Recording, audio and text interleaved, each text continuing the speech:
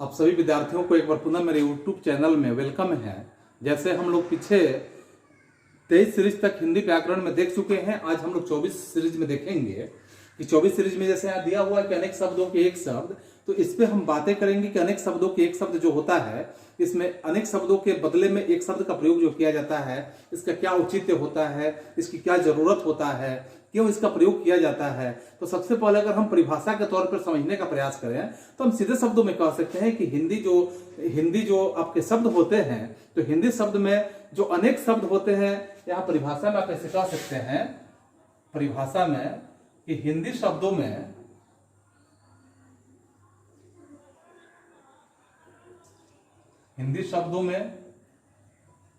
अनेक शब्दों के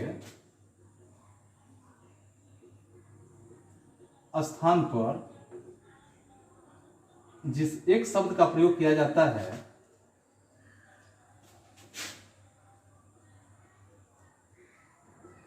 जिस एक शब्द का प्रयोग किया जाता है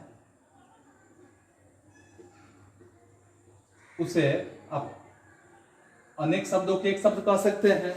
तो अनेक शब्दों के एक शब्द के प्रयोग में आप ऐसे देख सकते हैं कि हिंदी भाषा में हिंदी शब्दों के स्थान पर यानी कि कई शब्दों को मिलाकर जब एक शब्द बना दिए जाते हैं तो उसे अनेक शब्दों के एक शब्द कहा जाता है। अर्थात ऐसे भी कह सकते हैं कि हिंदी जो भाषा होता है, इसमें कई प्रकार के जो प्रश्नावली होते हैं, प्रश्नावली बनाने के काम किए जाते हैं। और जब कई तरह के प्रश्नावली इसमें बनाए जाते हैं तो इसमें आप देखेंगे कि हिंदी भाषा में अनेक शब्दों में एक शब्द का जब प्रयोग कर दिया जाता है तो ऐसे प्रयोग करने से वाक्य के जो भाव होते हैं, वाक्य के भाव का यहाँ पे पता लगाया जा सकता है। यहाँ आप देखेंगे समास के रूप में, तद्धित के रूप में, कृदंत के रूप में, प्रत्यय के रूप में, तो ये सब जो होते हैं इन शब्दों को एक रूप में जैसे संक्षिप्तीकरण करके या संक्षिप्त करके यहाँ प्रयोग किया जाता है। तो इस तरह से मूल जो वाक्यांश होते हैं, ऐसे मूल वाक्यांश में कहा जाता है कि ऐसे शब्दों के अनुसार एक शब्द का यहाँ निर्माण किया जाना चाहिए, जिसमें वाक्यांश के रूप में आप देखते हैं कि वाक्यांश का जो संक्षेप में अगर हम समासिक पद का भी यहाँ रूप जब दिया जाता है या यहाँ जो समासिक पद के जो भी रूप होते हैं वैसे रूप को दिया जाता है, तो कुछ ऐसे शब्द भी आते हैं जिन शब्दों को आप कह सकते हैं कि अपने आप में एक वाक्य में पूर्ण अर्थ को वे बोध कराने का काम करते हैं।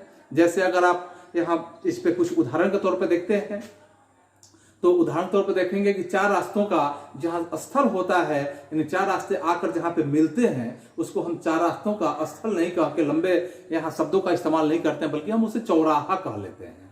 देख रहे हैं यहाँ। इसी तरह अगर कहा जाता है कि मिट्टी का जो बर्तन बनाने वाला होता है, तो मिट्टी का बर्तन बनाने वाला बहुत लंबा शब्द का इस्तेमाल सब नहीं करके, इन शब्दों के जो यहाँ सम्मिश्रण है इसका इस्तेमाल नहीं करके हम क्या करेंगे कि यहाँ कुम्हार कह लेंगे।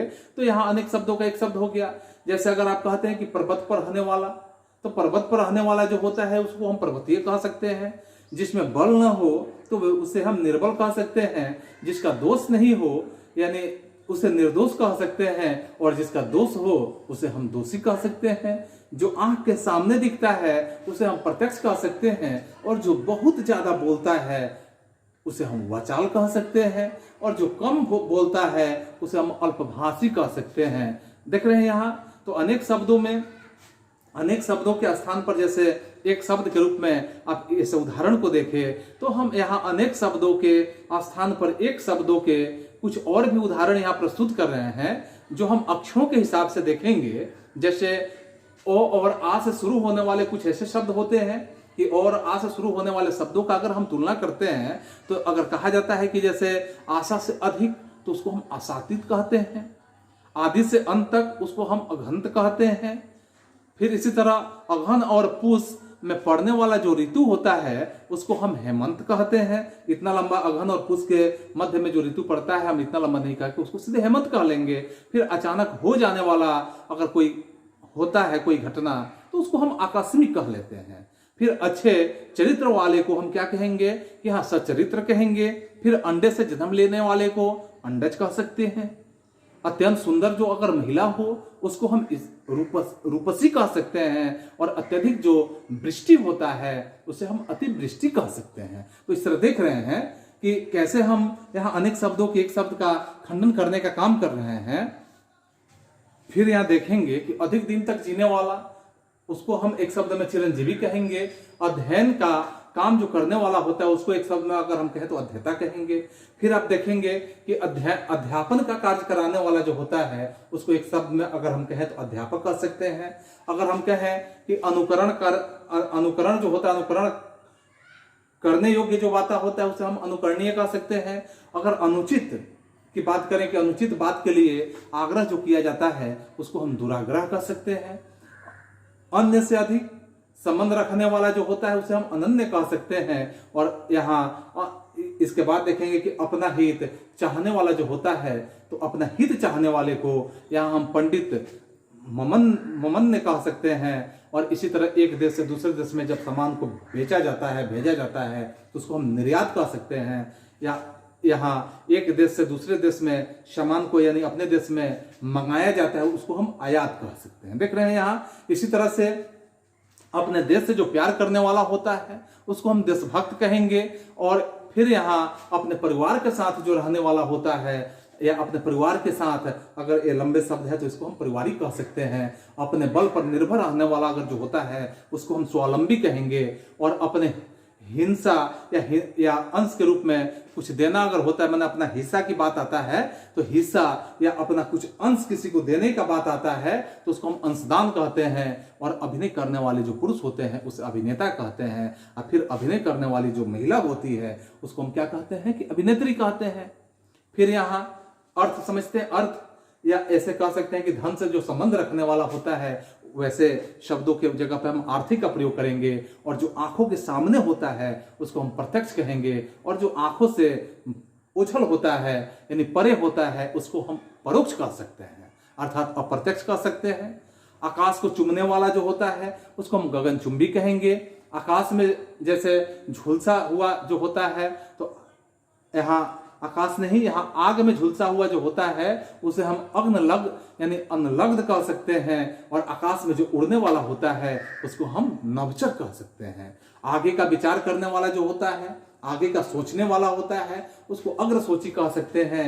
और यहाँ आगे होने वाला जो होता है घटनाएं उसको हम भावी कह सकते हैं। और आज्ञा का पालन करने वाले को हम आज्ञाकारी कह सकते हैं। फिर यहाँ अगर हम देखते हैं कि अ और आ जैसे समाप्त हुआ तो अ और आ के बाद अगर देखते हैं तो यहाँ ई होता है, बड़ी ई होता है। तो इससे जो शुरू होने वाले शब्द हैं इसमें अगर देखेंगे कि ईश्वर में जो आस्था रखने वाले होते हैं उसको हम आस्तिक कहते हैं। और ईश्वर में जो आस्था नहीं रखते हैं, विश्वास नहीं रखते हैं उसको हम नास्तिक कहते हैं। तो इतना लंबा नहीं कहा कि हम आस्तिक और नास्तिक भी कह सकते हैं। फिर यहाँ देखते हैं इतिहास का जो ज्ञाता होता है उसे हम इतिहासक यानी इतिहासज्ञ कह सकते हैं। और जो इंद्रियों को जीतने वाला होता है उसे हम जितेंद्रिय कह सकते हैं। फिर यहाँ इंद्रियों की पहुंच के बाहर जो होता है तो उसे हम क्या कहेंगे तो अतीन्द्रिय कह सकते हैं। फिर यहाँ इतिहास से संबंध रखने वाला जो होता है उसको हम ऐतिहासिक कह सकते हैं। इसी तरह से यहाँ इतिहास को जानने वाला जो होता है उसे हम इतिहासज्ञ कह सकते हैं। और इस लोक से जो संबंधित होता है उसको हम ऐहिक कह सकते हैं। जो इस लोक से संबंधित है वैसे शब्दों के बदले में हम ऐहिक शब्द का इस्तेमाल कर सकते हैं। इंद्रजाल करने वाला जो होता है तो इंद्रजाल यहाँ करने वाला को इंद्रजाली कह सकते हैं। और इंद्रियों से जो संबंधित होता है उसको हम ऐच्छिक कह सकते हैं। फिर यहाँ इंद्रियों से जो संबंधित होता है उसे हम ऐन्द्रिक कह सकते हैं, ऐच्छिक नहीं। जो अपने इच्छा पे करने वाला होता है उसको ऐच्छिक कह सकते हैं। लेकिन यहाँ इंद्रियों से जो संबंधित होता है उसको हम ऐन्द्रिक कह सकते हैं। और इस लोक से संबंध रखने वाला जो होता है उसे अहलौकिक कह सकते हैं। उत्तर पूर्व का जो कोण होता है, उत्तर और पूर्व का कोण अगर हम देखते हैं तो उसको हम ईशान कोण कहते हैं। तो उसकी जगह पे ईशान कह सकते हैं। और उच्च न्यायालय का जो न्यायाधीश होता है उसको हम न्यायमूर्ति कहते हैं। फिर यहाँ उपचार या अगर हम ऊपरी दिखावे के रूप में होने वाला जो होता है तो ऊपरी दिखावे के रूप में जो भी होने वाला घटना होता है उसको हम औपचारिक कह सकते हैं। और उसी समय का जब होगा तो उसी समय के शब्दों के बदले में हम तत्कालिक का इस्तेमाल करेंगे। और ऊपर आने वाले जो श्वास होते हैं यानी जो हम श्वास लेते हैं तो ऊपर आने वाले श्वास होते हैं उसको उच्छ्वास कहते हैं। और ऊपर कहा हुआ जो होता है, अगर मान लीजिए कोई बात लिखा गया है, कोई पैराग्राफ लिखा गया तो ऊपर बातें खत्म हो गया है तो वहां ऊपर के बातों को हम उपयुक्त कहते हैं। और ऊपर की ओर जाने वाला जो होता है उसे हम ऊर्ध्वगामी के नाम से जान सकते हैं। और ऊपर लिखा हुआ तो उसको हम ऊपर लिखित भी कह सकते हैं। और जो उपजाऊ होता है उसको हम उपजाऊ की जगह पर उर्वर भी कह सकते हैं। फिर किसी की हंसी उड़ाने का यहाँ एक शब्द में प्रयोग करेंगे तो इसे उपहास कह सकते हैं। इसी तरह उपकार के प्रति यहाँ अपकार करना, तो उपकार के प्रति यहाँ उपकार करने की जो बात आता है उसके जगह पर हम प्रत्युपकार कह सकते हैं, यानी कि प्रत्युपकार के नाम से इसको जानेंगे। और आगे जो अक्षर है फिर यहाँ ए और ए से अगर हम शुरू करते हैं, ए और ए के माध्यम से, तो इसके बाद ए और ए के साथ साथ आप री भी देख सकते हैं साथ में, तो यहाँ री का भी देखते हैं। तो यहाँ ए और ए के बाद जैसे एक ही समय में वर्तमान जो होता है, तो एक ही समय में वर्तमान शब्दों के बदले में हम समसामयिक कह सकते हैं, और एक स्थान से दूसरे स्थान को जो हटाया जाता है उसे हम उसे स्थानांतरित कह सकते हैं। और ऐसा व्रत जो मरने पर ही समाप्त हो उसे हम कह सकते हैं आमरण व्रत कह सकते हैं। माने जो भी व्रत मरने के बाद अगर वह समाप्त होता है तो वैसे व्रत को हम क्या कहेंगे, आमरण व्रत के नाम से जानेंगे। देखेंगे ऐसा जो अंदर से खाली हो उसको हम खोखला कहेंगे, और ऐसा तर्क जो देखने पर ठीक लगता हो उसे हम तर्काभास कह सकते हैं। और एक व्यक्ति द्वारा चलाई जा रही शासन प्रणाली को अगर हम कहें तो यहाँ तानाशाही कह सकते हैं। और एक देश से दूसरे देश में, जैसे अभी बताया गया था कि माल को भेजना, निर्यात और वापस लाना क्या होता है कि आयात होता है। और ऐतिहासिक युग के पूर्व की अगर हम बात करें तो ऐतिहासिक युग के पूर्व की बात करते हैं तो उसे हम प्रागैतिहासिक कहते हैं। और एक महीने में जो होने वाला होता है उसको हम मासिक कहते हैं। और इसी तरह अगर देखें कि एक ही जाति का अगर होता है तो उसको हम सजातीय कहते हैं। और एक ही समय में उत्पन्न होने वाला होता है उसको हम समकालीन कहेंगे। और एक सप्ताह में जो होने वाला होता है उसको साप्ताहिक कहते हैं। 1000 वर्ष का अगर हम कहें, 1000 वर्ष का अगर समाहार करते हैं तो उसको अगर हम कहना चाहें सहस्राब्दी के नाम से उसको जानेंगे।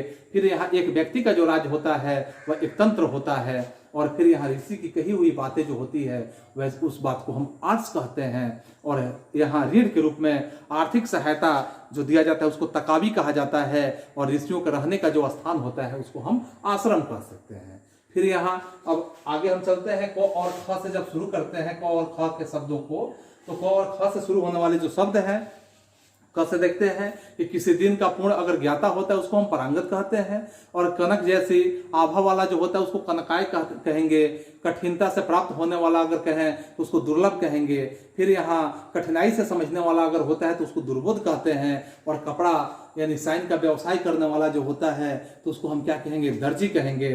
और कम खर्च करने वाले को अगर हम कहें तो मितव्ययी कहेंगे। और कम जानने वाले को, जो कम जानकारी रखता है उसको अल्पज्ञ कह सकते हैं। कम बोलने वाले को मितभाषी कह सकते हैं। और इसी तरह यहाँ करने योग्य जो होता है उसको करणीय कहेंगे या कर्तव्य कहेंगे।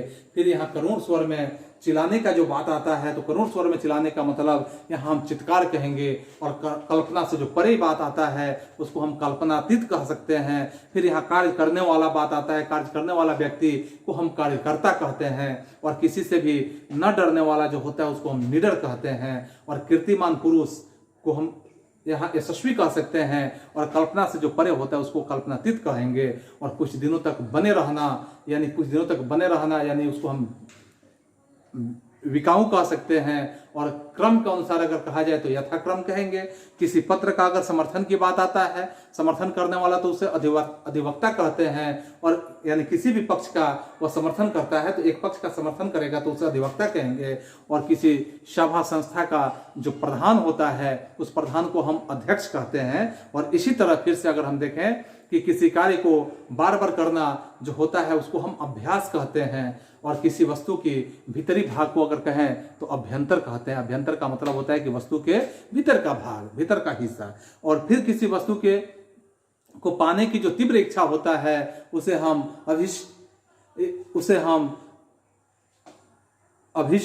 अभिष्ठा के नाम से जानेंगे। और किसी प्राणी को न मारना अगर बात आता है तो यहाँ अहिंसा कहेंगे। और इसी तरह किसी बात पर बार बार जोर देना अर्थात आग्रह, किसी नई चीज को बताना अर्थात इजाद करना, आविष्कार करना हो गया, इजाद कहेंगे चाहे आविष्कार कहेंगे। और किसी के उपकार को न मानना अगर बात आता है तो उसे कृतज्ञ कहेंगे। और साथ में किसी की कृपा से पूरी तरह अगर संतुष्ट होता है तो उसे हम कृतनार्थ कहेंगे। और फिर यहाँ पे कारागार से संबंध रखने वाला जो होता है उसे कारागारी कहेंगे। और कुंती के पुत्र को अगर हम कहें तो कौंते कह सकते हैं। और किसी वस्तु का चौथा भाग जो होता है उस चौथे भाग को चतुर्थांश कहेंगे। और किराए पर चलने वाला जो यहाँ मोटर गाड़ी होता है, किसी भी प्रकार के मोटर गाड़ी किराए पर चलता है उसको टैक्सी कहते हैं। किसी पद या सेवा की मुक्ति का पत्र जो होता है तो मुक्ति के पत्र को हम त्याग पत्र कहते हैं। और किसी भी पक्ष का समर्थन न करने वाला जो होता है उसे अगर हम कहें तो तटस्थ कह सकते हैं। और जो पहले रहा हो तो उसको हम भूतपूर्व कहेंगे। और कुछ निश्चित लंबाई का जो कपड़ा होता है तो निश्चित लंबाई के कपड़ा को क्या कहेंगे तो थान कहेंगे। और करने की इच्छा जो होता है उसे हम चिकित्सा के नाम से जानेंगे, चिकित्सा कहेंगे। बात करें तो कष्ट से सिद्ध होने वाले को कष्ट साध्य कह सकते हैं। कम भोजन करने वाले को अल्पाहारी कहेंगे। और किसी बात को यहाँ पंजिका में पढ़ाना का बात, यानी किसी भी बात को पंजिका में पढ़ाना जो होता है उसको पंजीकरण कहेंगे। और किसी एक पक्ष से संबंधित जो होता है उसे एक पक्षीय कहेंगे। और यहाँ खाने की जो इच्छा होता है, खाने की इच्छा को बुभुक्षा कहेंगे। फिर इसी तरह से यहाँ खाने योग्य पदार्थ जो होता है उसको हम खाद्य कहेंगे। और खाने से बचा हुआ जो जूठा भोजन होता है उसको हम उच्छिष्ट के नाम से जानेंगे। और यहाँ खून से रंगा हुआ अगर कहा जाए तो उसको हम रक्त रंजित कहेंगे। खेलने का मैदान जो होता है उसको क्रीड़ा स्थल कहेंगे। और फिर यहाँ ख के बाद देखेंगे गौ घ से अगर हम देखते हैं गौ घ से संबंधित कुछ शब्दों को तो यहाँ गांव में रहने वाले को ग्रामीण कहेंगे। घूमने फिरने वाले व्यक्ति को पर्यटक कहेंगे। फिर यहाँ गोद लिया हुआ जो पुत्र होता है उसको दत्तक कहा जाता है। गुण दोषों का विवेचन कर दिया गया हो जिसका उसको हम आलोचक कहेंगे। अब घुटनों तक जिसकी बाहें चली जाती है उसे अजानुबाहु के नाम से जानेंगे। और गंगा का जो पुत्र होता है उसे गंगे कहेंगे। और गणित शास्त्र के जानकार जो होंगे उसे गणितज्ञ कहेंगे। गिरा हुआ जो व्यक्ति होता है तो बहुत गिरा हुआ व्यक्ति को पतित कहा जाता है। और गुरु के समीप रहकर यहाँ जो पढ़ने वाला विद्यार्थी होता है उसे अंत्यवासी के नाम से जानेंगे। तो गुरु के पास जो रह के पढ़ाई करता है उसे अंत्यवासी कहेंगे। यहाँ गृह बसाकर रहने वाला जो होता है उसको गृहस्थ कहते हैं। और यहाँ गोपों को घेरा बांधकर नाचने की जो क्रिया करता है उस क्रिया को हम रास कहेंगे। और घास यानी घास छीलने वाली जो होती है उसको घसियारा कहेंगे। और यहाँ घुलने योग्य पदार्थ जो होता है उसको घुलनशील कहेंगे। फिर यहाँ घूम फिर कर सौदा बेचने वाला जो होता है उसको फेरी वाला बोलते हैं। और यहाँ घूस लेने वाला जो होता है उसको घूसखोर कहेंगे। और घृणा करने योग्य जो होता है उसे घृणास्पद कहेंगे। फिर यहाँ अगले अक्षरों में अगर चलते हैं कि च और छ से अगर शुरू करते हैं तो च और छ से जब हम शुरू करेंगे तो जहाँ यहाँ छिपाने योग्य बात आता है उसे हम गोपनीय कहेंगे। छोटे से छोटे दोष को खोज करने वाला जो होता है तो उसको हम यहाँ छिंद्रो वेदी के नाम से जानेंगे। चंद्रमा जैसी जिसकी मुख वाली होती है उसको हम चंद्रमुखी कहेंगे। और छात्रों के रहने का जो स्थान होता है उसे छात्रावास कहेंगे। फिर आप देखेंगे चार मुख जिसका होता है उसे चतुरावन कहेंगे। और इसी या चतुरानंद कहेंगे। और इस तरह चार वेदों को जानने वाला जो होते हैं उनको हम चतुर्वेदी कहते हैं। चार राहों वाला जो होता है उसे चौराहा कहेंगे। चेतन स्वरूप की माया जो होता है उसे हम चिदिलास कहेंगे। और चूहे फंसाने का जो पिंजड़ा होता है उसे चूहेदानी कहते हैं। चौथे दिन आने वाला जो ज्वर होता है तो वैसे ज्वर को चौथिया कहेंगे। चारों ओर की जो सीमा होता है तो चारों तरफ की सीमा को अगर एक शब्द में कहें तो चौहद्दी कहेंगे। और चारों ओर जल से घिरा हुआ जो भूभाग होता है उस भूभाग को हम टापू कहेंगे। फिर आप देखेंगे यहाँ कि जो चोरी छुपे चुंगी शुल्क आदि दिए बिना अपने माल को लाकर बेचने का काम करते हैं वैसे शब्दों को हम तस्कर कहते हैं। इतने लंबे शब्दों के बारे में हम तस्कर कहेंगे। और चौपायों के बांधने का जो स्थान होता है उस बांधने का स्थान को थान कहते हैं। और चिंता में जो डूबा हुआ होता है उसको हम चिंतित कहते हैं। फिर आप देखेंगे चुनाव में अपना मत देने की जो क्रिया होता है इतने लंबे शब्दों को मतदान कहेंगे। और छिपे वेश में रहना यानी छद्मवेश कहा जाता है। 6 महीने का समय से संबंधित जो होता है वैसे समय के बदले में हम छमाही कहेंगे। और जो छोटे कद का आदमी होता है उसको हम बौना कहेंगे। और 6 कोणों वाली जो आकृति होता है उसे हम षटकोण कहेंगे। और 6 महीने पर होने वाला जो होता है उसे हम षाणमासिक कहेंगे। और छूत से फैलने वाला जो रोग होता है वैसे रोगों को हम संक्रामक कहेंगे। और 6 मुंहों वाला जो होता है उसे षडमुख कहेंगे या षडानंद कहेंगे। तो इस तरह से आप यहाँ च और छ के बारे में ज और झ से जब देखते हैं ज और झ से तो ज और झ से देखेंगे तो जिसके मन में दया हो वैसे शब्दों के बदले में हम दयालु कहेंगे। जो चित्त बनाता हो उसे हम जो चित्र बनाने का काम करता है उसे हम चित्रकार कहेंगे, और जो दिखाई न दे सके उसे अदृश्य कहेंगे। जो विज्ञान जानता है उसे वैज्ञानिक कहेंगे, और जहाँ इलाज किया जाता है वैसे जगह को अस्पताल कहेंगे। और इसके बाद देखेंगे कि जो जूते ठीक करने का काम करता है उसे हम मोची कहेंगे। और खासकर फिर यहाँ देखेंगे कि जिसे गिना नहीं जा सके उसे अगणित कहेंगे। और जो कुछ भी नहीं जानता हो वैसे शब्द के बदले में अज्ञ कहेंगे। और जो विद्युत यानी जो बहुत कुछ जानता हो, यानी कि बहुत कुछ अगर जानता हो उसे विशेषज्ञ कहेंगे। और जो बहुत यहाँ कम जानता हो, थोड़ा जानता हो, उसे अल्पज्ञ कहेंगे। देख रहे हैं। और जिसकी आशा न की गई हो उसे अप्रत्याशित कहते हैं। और जो इंद्रियों से परे बात होता है उसे हम इंद्रियों से परे को अगोचर कहते हैं। और जो विधान होता है विधान के विपरीत हो अवैधानिक कहेंगे। और जिसे भले बुरे का ज्ञान भी नहीं हो वैसे शब्द के बदले में अविवेक कहते हैं। और जिसके समान कोई दूसरा नहीं हो तो उसे हम अद्वितीय कहेंगे। और जैसे पहले कभी हुआ ही नहीं हो उसे हम अभूतपूर्व कहेंगे। और जो व्यर्थ का समय व्यर्थ का यहाँ व्यय करता हो उसे अल्पव्ययी कहेंगे, यानी कि उसे अपव्ययी के नाम से जानेंगे। और जिसके मन दूसरे की तरफ हो या दूसरे ओर हो अनन्य मस्तक कहेंगे उसे, या अनन्य मनस कहेंगे। और जो लौट पर आया है प्रत्यागत कहेंगे। और जो कठिन कार्य से यानी कठिन कार्य होते हैं उसे हो सके तो उसे दुष्कर कहेंगे। और इसके बाद देखेंगे और जिसका कोई उपमा न हो उसे अनुपम कहेंगे। जिस पर नियंत्रण न किया जा सके अनियंत्रण कहेंगे। और जिसे जीता न जा सके वैसे शब्द के बदले में उसे अजय कहेंगे। और जो स्पर्श करने योग्य न हो उसे अस्पृश्य कहेंगे। और जिसका कोई रक्षक नहीं हो उसको हम अनाथ कहेंगे। और जो राह भ्रष्ट हो गया हो वैसे शब्द के बदले में पथ भ्रष्ट कहेंगे। फिर यहाँ जिस महिला का कोई संतान न हो उसे हम बंध्या कहेंगे। और जिस पर किसी भी प्रकार का कोई ऋण नहीं हो उसे ऋण कहेंगे। और जिसके आर पार देखा जा सके उसे पारदर्शी कहेंगे। और जिसके आर पार न देखा जा सके उसे अपारदर्शी कहेंगे। और इसी तरह से जिसके स्त्री को उसके पति ने त्याग दिया हो उसे परित्यक्ता के नाम से जानेंगे। और जिस स्त्री का पति जीवित हो उसे हम साधवा कहेंगे। और जिस स्त्री का पति मर गया हो उसे हम विधवा कहेंगे। और जिसका दमन करना कठिन हो दुर्दिमनिन होता है, यानी दुर्दुमनिन के नाम से जानेंगे। और जिस शब्दों को काटा नहीं जा सके उसे अकाट्य कहेंगे। और जिसे बुलाया न गया हो उसे हम अनाहुत कहते हैं। फिर यहाँ जिसका अनुभव किया गया हो उसे अनुभूत कहेंगे। और जिसका फिर कहें कि अनुभव जब किया गया हो तो अनुभूत कहेंगे। और जिसे सहन न किया जा सके वैसे शब्द के बदले में असहनीय कहेंगे। और जिसका कोई सीमा ही नहीं हो वैसे शब्द के बदले में असीम कहेंगे।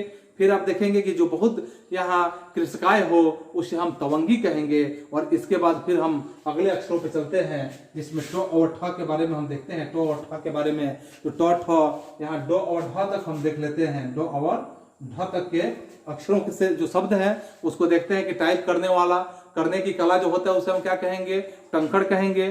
ठक ठक करके बर्तन बनाने वाला जो होता है उसे ठठेरा कहते हैं। और जो ठगों की मोदक जिसमें बेहोश करने की यानी ठग मोहक कहेंगे।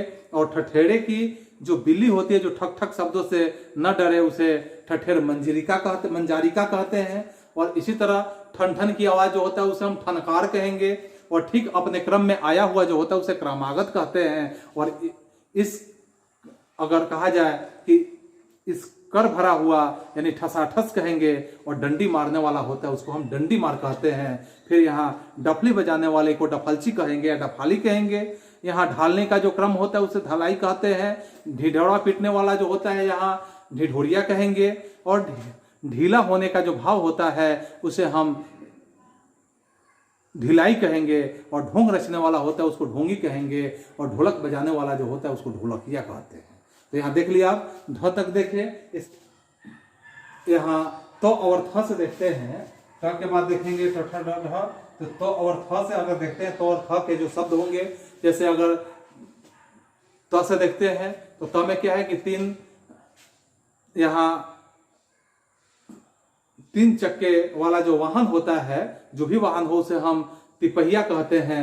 फिर यहाँ थोड़ा ज्ञान रखने वाला जो होता है वैसे शब्द को अल्पज्ञ कहते हैं। फिर यहाँ थोड़ी देर में नष्ट होने वाला ऐसे शब्द के बदले में क्षणभंगुर कहेंगे। और तालाब में जन्म लेने वाला अगर जो होता है उसे सरसिज के नाम से जानेंगे। और जो तुरंत बच्चा पैदा करने वाली होता है उसे सदप्रसूता के नाम से जानते हैं। और तीव्र बुद्धि वाला जो होता है उसे कुशाग्र बुद्धि कहेंगे। और तत्काल कविता करने वाला उसे आशु कवि के नाम से जानते हैं। और फिर 3 लोकों में होने वाला जो होता है त्रियुगी के नाम से जानेंगे। और फिर यहाँ तत्काल जैसे यहाँ देखेंगे तत्व को जानने वाला जो होता है वह तत्वज्ञ होता है। और तप करने वाले को तपस्वी कहेंगे। फिर यहाँ तर्क के द्वारा जो माना गया हो उसे तर्कसंगत के नाम से जानेंगे। और तर्क के द्वारा जो सम्मत है उसे तर्कसम्मत कहेंगे। और यहाँ तीनों कालों की बात को जानने वाला जो होता है उसे त्रिकालदर्शी के नाम से जानेंगे। और 3 नदियों का जहाँ संगम होता है उसे त्रिवेणी कहते हैं। 3 माह में एक बार होने वाले को त्रैमासिक के नाम से जानेंगे। 3 युगों में होने वाला जो होता है त्रियुगी कहेंगे। और 3 लोकों का जो समूह होता है उसे त्रिलोक कहते हैं। और 3 वेदों को जानने वाले को त्रिवेदी कहते हैं। 3 लोकों का अगर यहाँ जो स्वामी होता है उसे हम त्रिलोकी कहेंगे। और तेज गति से चलने वाला को हम द्रुतगामी कहेंगे। और फिर यहाँ तेज बुद्धि वाला जो होगा उसे कुशाग्र बुद्धि कहेंगे। और तेज वाला जो होगा उसे तेजस्वी कहेंगे। तैरने की जिसकी इच्छा होती है तितिर्षा कहेंगे। और फिर इसके बाद थ के बाद दो और ध की बात करेंगे। द और ध के संबंध में तो इसमें देखेंगे कि देखने योग्य जो होता है दर्शनीय कहेंगे।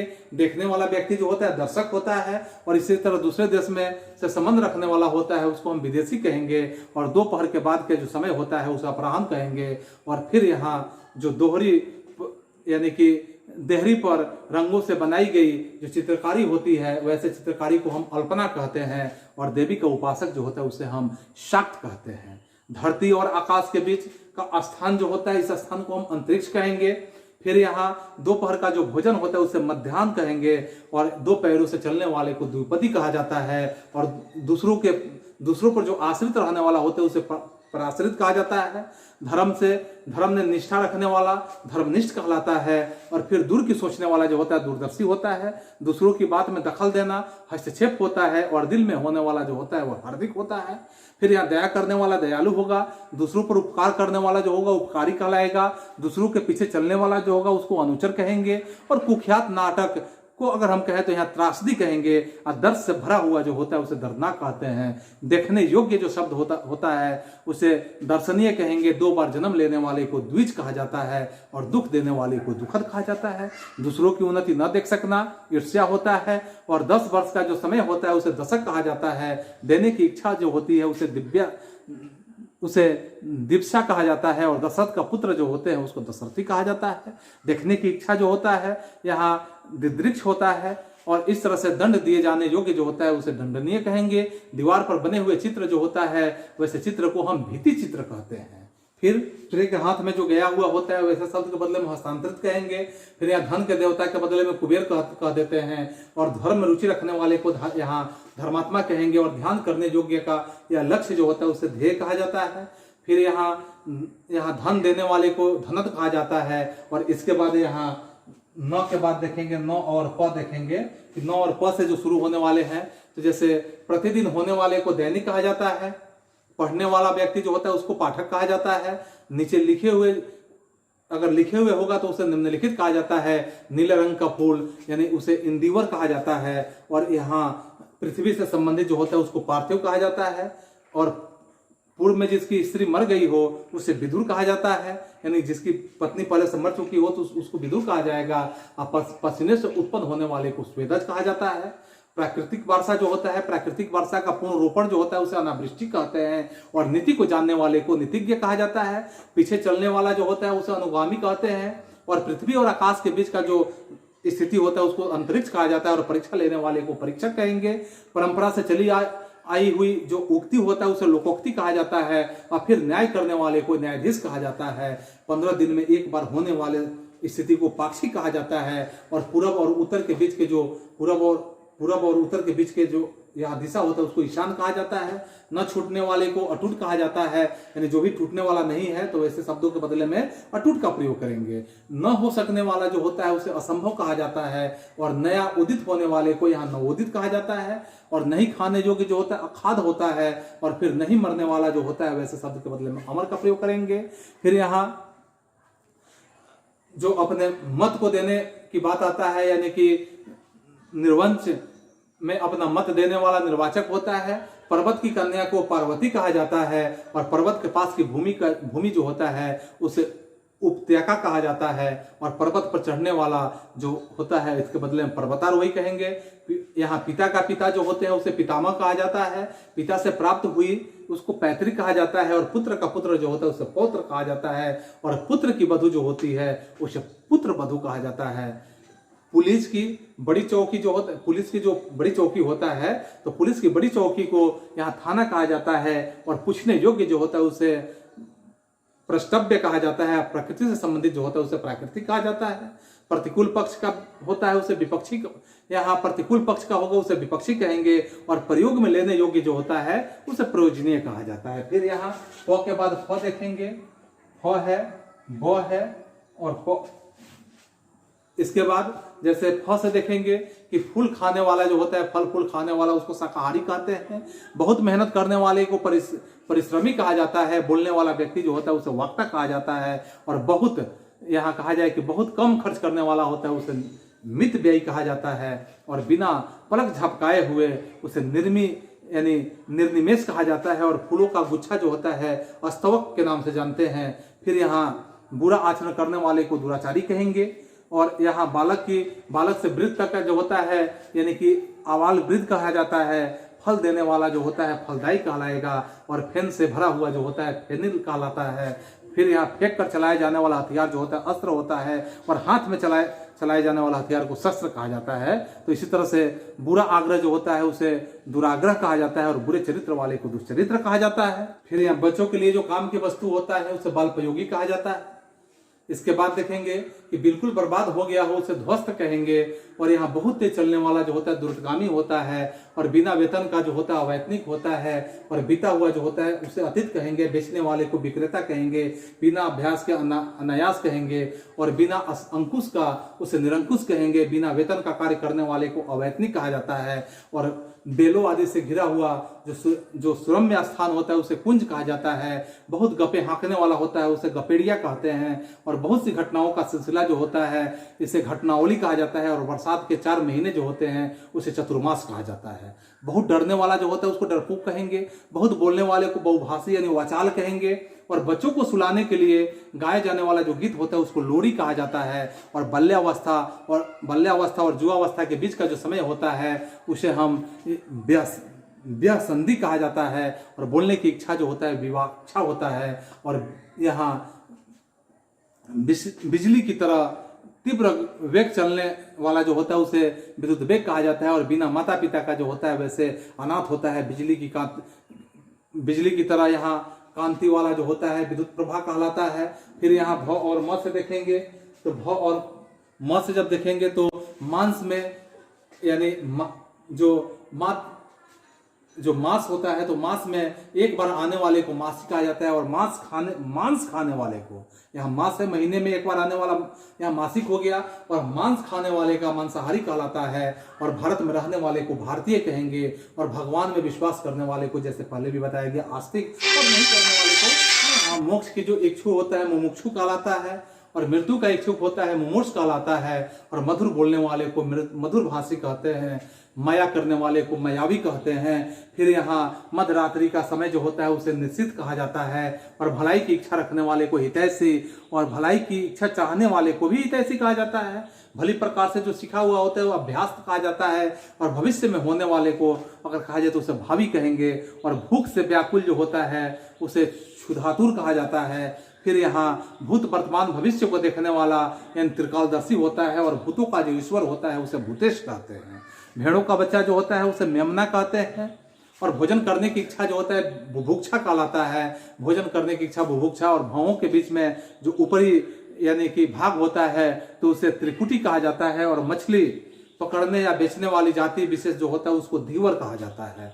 मन की वृत्ति जो होता है मनोवृत्ति हो गया, मनन करने योग्य जो हो गया मननीय हो गया, न्यूर की तरह आंखें वाली जो होता है म्यूराक्षी कहलाता है, और मरण तक जो होता है उसे आमरण कहेंगे, और मरने की इच्छा को मुमूर्षा कहा जाता है। महल की भीतरी भाग जो होता है उसे अंतःपुर कहा जाता है। महीने में किसी पक्ष का चौथी तिथि जो होता है उसे चतुर्थी कहा जाता है। माता की हत्या करने वाले को मातृहंत कहा जाता है, और मिठाई बनाने और बेचने वाले को हलवाई कहा जाता है। मित बोलने वाला जो होता है उसे मितभाषी कहा जाता है, तो उसे हम मुहासे कहेंगे। मूल बातों का जो संक्षेप में लिखना होता है उसे हम टिप्पणी कहते हैं। मेघ की तरह नाद करने वाले को मेघनाद कहते हैं। अब इस तरह हम यहाँ म तक देख लिए, भ और म तक। फिर हम य से शुरू करते हैं कि य से शुरू होने वाले जो शब्द है य और र से जब हम देखते हैं य और र से, तो इसमें हम पाएंगे कि रोगों की चिकित्सा करने वाले को चिकित्सक कहेंगे। रात्रि में विचरण करने वाले को निशाचर कहते हैं। रात्रि का प्रथम पहर जो होता है उसे प्रदोष कहा जाता है। युद्ध की इच्छा रखने वाले को युत्सु कहा जाता है। यज्ञ में आहुति देने वाले जो होते हैं उसको होता कहा जाता है। फिर यहाँ यात्रा करने वाले को यात्री कहेंगे। यश वाले को यशस्वी कहेंगे। युद्ध में स्थिर रहने वाले को युधिष्ठिर कहा जाता है। फिर यहाँ याचना करने वाला याचक होता है। युग का निर्माण करने वाला युग निर्माता होता है। यात्रियों के लिए धर्मार्थ बना हुआ घर जो होता है धर्मशाला होता है। यथार्थ कहने वाला जो होता है यथार्थवादी होता है, और रचना करने वाला जो होता है रचयिता होता है। रात और संध्या के बीच की वेला जो होती है उसे गोधूली कहा जाता है। राजनीतिज्ञों एवं यहाँ राजदूतों की कला जो होता है उसे कूटनीति कहा जाता है। रोगियों की चिकित्सा करने का स्थान जो होता है चिकित्सालय होता है। और रक्त में रंगा हुआ या भरा हुआ जो होता है रक्त रंजित कहा जाता है। रात को दिखाई न देने वाला जो होता है वैसे स्थिति को रतौंधी कहा जाता है। राष्ट्र का जो प्रमुख होगा इसके लिए शब्द होगा राष्ट्र प्रमुख कहा जाता है। और राजा या राज्य के प्रति किया जाने वाला जो विद्रोह होता है ऐसे शब्दों को राजद्रोह के नाम से जानेंगे। फिर यहाँ ल और व से देखेंगे कि ल और व से कुछ शब्द ऐसे हैं।